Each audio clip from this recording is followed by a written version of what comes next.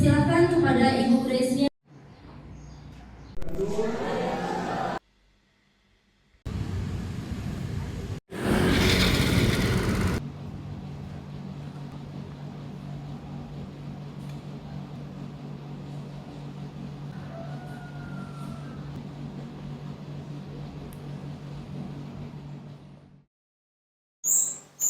Oke.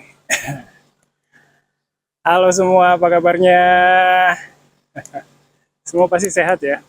Kemarin saya terpaksa beli penanak nasi atau rice cooker, soalnya penanak nasi yang lama udah jelek banget.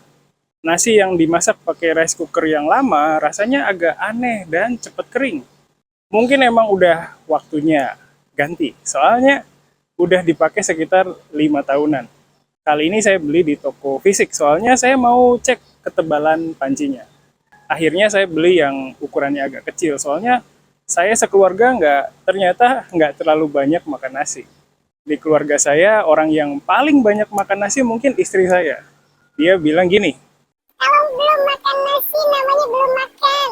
gitu. Terus pas hari raya kurban saya nggak kemana-mana. Saya istirahat aja di rumah. Awalnya saya mau lihat pemotongan hewan kurban kayak tahun lalu, tapi saya ketiduran. Tapi walaupun begitu, saya kebagian daging sapi loh. Dapatnya lumayan banyak sampai istri saya bingung mau diapain itu daging. Akhirnya saya masak aja. Saya masak pakai 2 jenis bumbu instan. Saya pakai bumbu rendang dan bumbu kari. Terus supaya lebih enak, saya pakai potongan bawang bombay 0,5 kilogram dan santan kelapa. Terus saya masak dengan api kecil kira-kira 2 jam. Terus hasilnya lumayan enak. Dagingnya empuk, nggak keras, terus rasanya juga ya lumayan lah. Hari Jumat kemarin saya ke sekolah Najmah untuk ambil rapor. Alhamdulillah dia naik ke kelas 2. Nilainya juga ya lumayan. Tapi pas ambil rapor itu saya sempat salah kelas. Saya udah ke kelasnya Najmah di lantai 3, tapi kelasnya sepi. Terus saya coba hubungi guru wali kelasnya, tapi nggak ada balasan. Jadi saya nunggu di kelas itu sambil kerja. Pas udah nunggu 1 jam, ada pesan WA dari istri saya. Dia kasih tahu kalau kelasnya ada di lantai 1. Istri saya tahu dari grup orang tua murid. Pas ke kelas yang di lantai 1, ternyata udah banyak orang tua murid yang antri. Coba tadi saya tahu lebih awal, mungkin saya nggak perlu nunggu terlalu lama.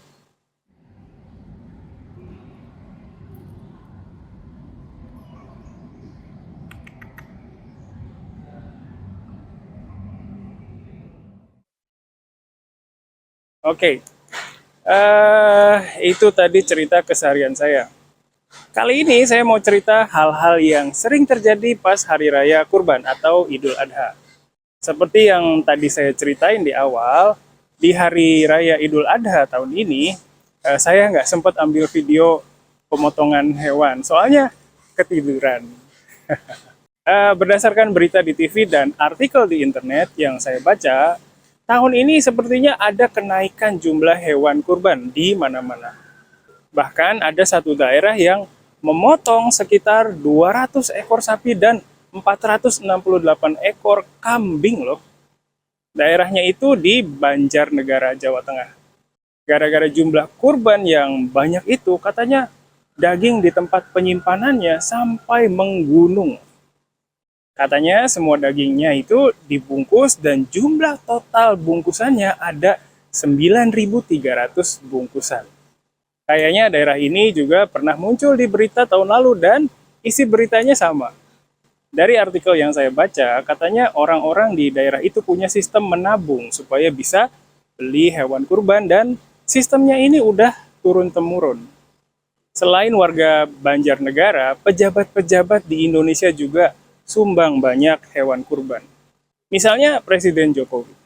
Tahun ini dia nyumbang sekitar 68 ekor sapi ke berbagai provinsi di Indonesia. Terus Presiden terpilih Pak Prabowo nyumbang 145 ekor sapi loh. Kalau sapi sumbangan pejabat pasti ukurannya besar dong. Katanya berat sapi sumbangan para pejabat ini rata-rata 1 ton ke atas. Terus karena badannya besar, harganya juga pasti tinggi dong. Kalau sapi ukuran 1 ton itu harga standarnya sekitar 100 juta rupiah. Kalau harga satu sapinya 100 juta, terus sumbang 100 ekor sapi, jadi jumlah total harga 100 ekor sapi berapa ya? Coba kalian tulis jumlah total harganya di kolom komentar ya. Oh ya, jenis sapi yang biasa disumbangin sama pejabat adalah jenis sapi simental dan limusin. Oke, sekarang kita ngomongin tentang hal-hal yang sering terjadi pas Hari Raya Kurban. Kalau tahun lalu sih kayaknya masih ada berita tentang warga yang rebutan daging kurban. Terus ada juga berita antrian pembagian daging yang kacau. Nah, kalau tahun ini berita kayak itu sama sekali nggak ada. Mungkin karena tahun ini jumlah hewan kurbannya nambah, jadi semua warga kebagian daging ya. Terus biasanya kalau dapat daging, orang Indonesia olah dagingnya jadi macam-macam masakan. Tapi yang paling populer adalah sate. Kemarin pas Hari Raya Kurban, tetangga saya juga bikin sate di depan rumah mereka. Nah, karena hal ini, di supermarket jadi muncul tempat penjualan khusus alat-alat barbeque. Jadi pas Hari Raya Kurban, penjualan alat panggangan, terus arang, itu meningkat. Terus selain itu, barang yang banyak dibeli pas mau Hari Raya Kurban adalah tusukan sate. Produksi tusuk sate ini juga katanya meningkat pas beberapa hari menjelang Hari Raya Kurban. Nah, terakhir saya mau omongin tentang kejadian paling heboh pas Hari Raya Kurban. Kejadian itu adalah hewan kurban yang kabur atau hewan yang ngamuk. Kalau kita beli hewan kurban, biasanya hewan itu bisa disimpan dulu di tempat penjualnya. Terus biasanya hewan itu diantar sama penjual ke tempat pembeli sekitar 1 hari sebelum Hari Raya Kurban. Nah, pas proses pengiriman inilah, sapi atau kambingnya suka kabur. Ada yang kabur pas lagi di jalan tol, terus ada juga yang kabur ke perumahan dan lain-lain. Kemarin ada berita sapi yang kabur terus masuk ke sumur. Ada juga sapi yang terjun ke sungai atau jurang. Kalau udah masuk ke sumur, sungai, atau jurang, biasanya warga panggil petugas pemadam kebakaran. Nanti petugas akan keluarkan sapi pakai alat-alat berat. Terus ada juga sapi yang ngamuk pas mereka mau dipotong. Kalau sapinya kecil sih mungkin masih bisa ditangani sama warga. Nah, kalau ukuran sapinya itu besar, wah, pasti repot. Ada warga yang keseruduk sama sapi. Ada yang ketendang kaki sapi dan lain-lain. Biasanya pas waktu pemotongan hewan, banyak orang yang kumpul. Kebanyakan yang kumpul itu anak-anak. Jadi kadang ada juga anak yang jadi korban sapi ngamuk.